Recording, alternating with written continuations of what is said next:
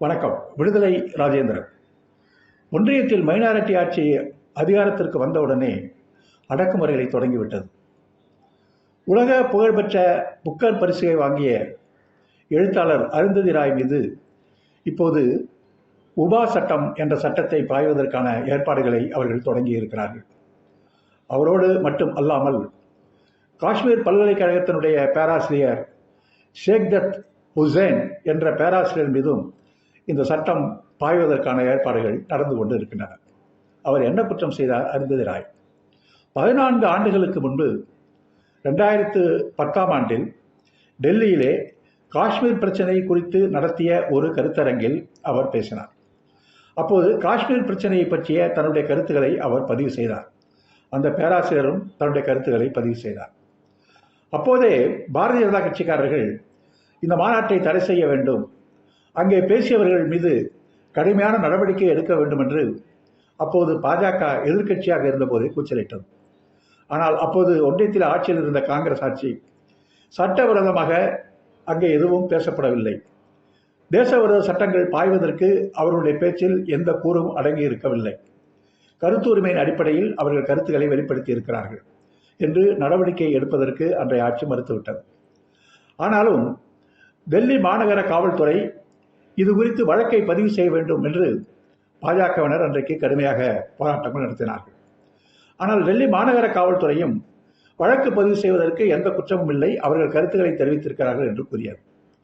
ஆனால் டெல்லி மாநகர மேஜிஸ்ட்ரேட் நீதிமன்றம் தன்னிச்சையாக இந்த வழக்கை எடுத்துக்கொண்டு மாநகர காவல்துறைக்கு ஒரு ஆணையை பிறப்பித்து இது குறித்து மாநகர காவல்துறை ஒரு வழக்கை பதிவு செய்ய வேண்டும், அதுவும் உபா சட்ட பிரிவின் கீழ் பதிவு செய்ய வேண்டும் என்று 14 ஆண்டுகளுக்கு முன்பு அந்த மாஜிஸ்ட்ரேட், பெருநகர மாஜிஸ்ட்ரேட் ஒரு உத்தரவை தந்தது.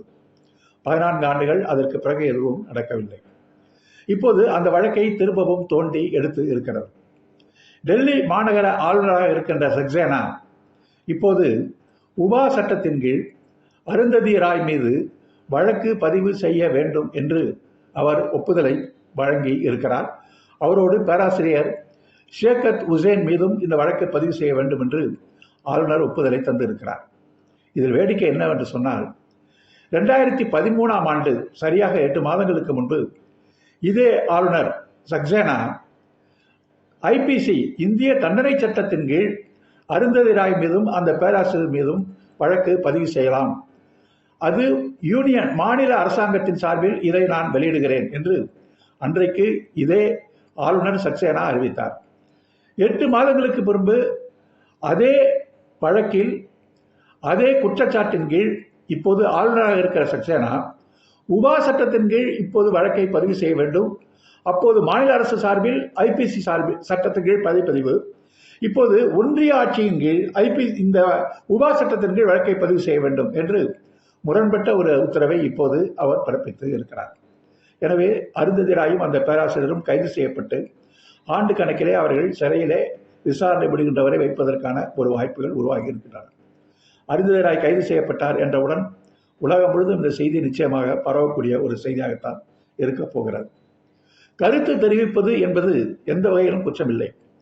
தமிழ் ஈழ விடுதலை புலிகள் இயக்கத்தை ஆதரித்து வைகோ பேசினார் என்ற ஒரு வழக்கில் அவர் மீது ஒடுக்குமுறை சட்டங்கள் பாய்ந்தபோது உச்சநீதிமன்றம் ஆதரித்து பேசுவதில் எந்த குற்றமும் இல்லை, தடை செய்யப்பட்ட இயக்கத்தை கூட ஆதரித்து பேசலாம், அதனால் என்ன விளைவுகள் ஏற்பட்டிருக்கிறது என்பதைத்தான் பார்க்க வேண்டும் என்று நீதிமன்றம் கருத்துக்களை தெரிவிக்கின்ற உரிமைக்கு ஏற்கனவே தெளிவான தீர்ப்புகளை வழங்கி இருக்கிறது.